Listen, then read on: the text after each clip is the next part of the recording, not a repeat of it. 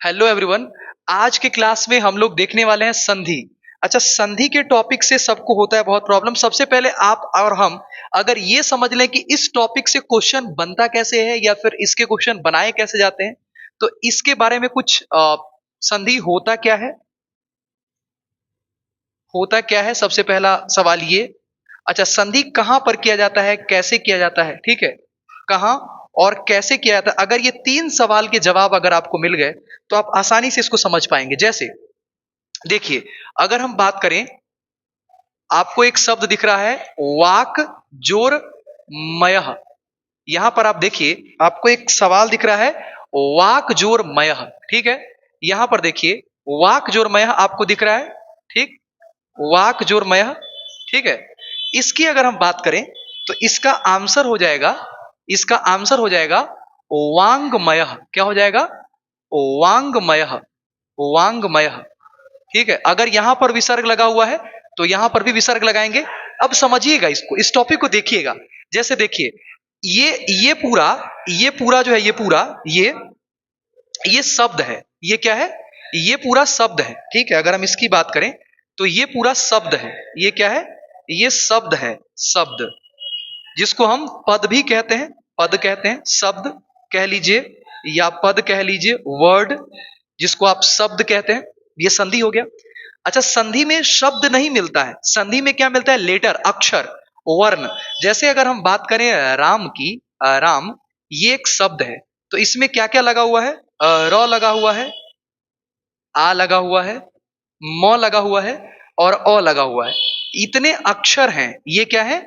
ये अक्षर हैं। संधि में इसे, मतलब इसे ही ध्यान रखना है, वर्ण को ही ध्यान रखना है, ठीक है। जैसे फिर से मैं आपको एग्जांपल बताऊं, अगर जैसे ये है आपका वाक जोर मयः, वाक जोर मयः, तो इसका क्या हो जाएगा? इसका आंसर हो जाएगा वांगमयः। क्या हो जाएगा इसका आंसर? वांगमयः, वांगमयः। क्या हो जाएगा इसका आंसर? वांगमयः। अब देखिए, क जो है, क, इसमें पूरा शब्द नहीं मिल रहा है। क्या मिल रहा है? क मिल रहा है और इधर से म मिल रहा है। मतलब पहला जो शब्द है उसका आखिरी लेटर और आखिरी जो शब्द है उसका पहला लेटर, पहले शब्द का आखिरी लेटर और आखिरी शब्द का पहला लेटर, अक्षर, वर्ण। इसीलिए संधि को हम क्या कहते हैं? संधि को कहते हैं वर्णों का मेल। वर्ण जहां मिलता है, वर्णों का मेल, मिलना। अच्छा, वर्ण को अलग करना, लेटर का ब्रेकअप, ठीक है। ब्रेकअप आपने सुना होगा, ब्रेकअप। ऐसे आप पैचअप और ब्रेकअप समझते हैं। ब्रेकअप मतलब अलग होना। तो अगर कोई अलग हो रहा है, ब्रेकअप सॉन्ग भी आपने सुना होगा, तो अगर कोई अलग हो रहा है तो उसे आप कह सकते हैं कि उसमें विच्छेद हो गया है, उसने ब्रेकअप कर लिया, मतलब उसने विच्छेद कर लिया है। यहां पर कौन ब्रेकअप कर रहा है? यहां पर वर्ण वे ब्रेकअप कर रहे हैं। ब्रेकअप, टूट रहा है वर्ण, क अलग हो रहा है, म अलग। अब बाद में ये जुड़ गया और जुड़ने के बाद यहां पर देखिए, जुड़ने के बाद क का क्या हो गया? क का अंग हो गया। क का क्या हो गया? अंग। अच्छा, ये आपको मैं बताता चलो, एक और बहुत इंपॉर्टेंट चीज बताऊं। जैसे देखिए, ये जो है, ये ड है, इसी में ऐसे कर दीजिए तो र है, इसको ही ऐसे कर दीजिए तो अंग है, और इसको एस की तरह ऐसे लिख दीजिए तो संस्कृत में ये अ भी होता है। क्या होता है? अ होता है। तो ये देखने में एक जैसे दिख रहे हैं, लेकिन ये बहरूपिया वर्ण है, इनके प्रयोग भी अलग अलग होते हैं, इनका यूज भी अलग अलग किया जाता है। तो ये मेरी जिम्मेवारी है कि मैं आपको बताता चलूं कि ये कौन कौन से शब्द में आते हैं और अक्षर का इस्तेमाल कैसे किया जाएगा। अच्छा, इसी में अगर हम आगे बात करें, इसी में अगर हम कुछ शब्दों की बात करें, जैसे देखिए, ये आपको दिख रहा है, ये ध है, ठीक है, ये घ है, घ, ये द्य है, द्य, ठीक है, ये छ है, छ, ठीक है। ये शब्द आपको एक जैसे दिख रहे होंगे, लेकिन एक नहीं है, ये एक नहीं है, इनके प्रयोग अलग अलग होते हैं। तो संस्कृत में इसके प्रयोग से भी नंबर कटता है। तो ये मेरी जिम्मेवारी है कि मैं आपको बताऊं कि यहां पर ये वाला अक्षर मिल रहा है, यहां पर ये वाला अक्षर मिल रहा है, और इसके मिलने से यहां पर चेंज हो रहा है। ये मेरी जिम्मेवारी है। आप परेशान बिल्कुल मत होइए, आप बिल्कुल भी परेशान होने की जरूरत नहीं है। अब ये मेरी रिस्पॉन्सिबिलिटी है कि आपकी सभी चीजों को आसान बनाना है। आपके सभी चीजों को जो मुश्किल लगता है आपको, कब क हो जाता है, कब ग हो जाता है, कब अंग बन जाता है, कब द्य बन जाता है, वर्णों का ब्रेकअप विच्छेद और वर्णों का पैचअप संधि। ब्रेकअप सॉन्ग आपने सुना है। तो जीवन में वैसे संबंध को बनाकर रखना चाहिए, किसी भी संबंध को नहीं तोड़ना चाहिए। संबंध एक जिम्मेवारी जैसी चीजें हैं। बड़े समझदारी के साथ, कोऑर्डिनेशन के साथ हमें किसी संबंध को चलाना चाहिए। ठीक वैसे ही संधि सोच समझकर बनाना चाहिए, संधि सोच समझकर करना चाहिए। विच्छेद भी जल्दबाजी में नहीं करना चाहिए, मतलब ब्रेकअप नहीं करना चाहिए। वर्णों का ब्रेकअप विच्छेद कहलाता है। अच्छा, ये अलग हो गया, ये अलग है तो ये विच्छेद है। जब ये अलग है तो ये विच्छेद है, और जब ये साथ है तो ये संधि है। अगर हम इसकी बात कर ले, देखिए फिर से आपको मैं एग्जांपल देता चलूं। जैसे अभी मैंने आपको एग्जांपल दिया, वाक, वाक जोर मयः, वाक जोर मयः। तो इसका क्या हो गया? इसका हो गया, इसका हो गया वांगमयः। क्या हो गया इसका? वांगमयः। इसका हो गया वांगमयः। अब यहां पर देखिए क्या क्या मिल रहा है। तो यहां पर अगर हम इसकी बात करें, जैसे देखिए यहां पर क मिल रहा है। आप देखिए यहां पर क्या मिल रहा है? यहां पर मिल रहा है क। क्या मिल रहा है? क मिल रहा है। अच्छा, यहां देखिए यहां क्या मिल रहा है? तो यहां मिल रहा है म। क्या मिल रहा है? म। अच्छा, इसका हो क्या जा रहा है? ठीक है, इसका हो क्या रहा है यहां पर देखिए।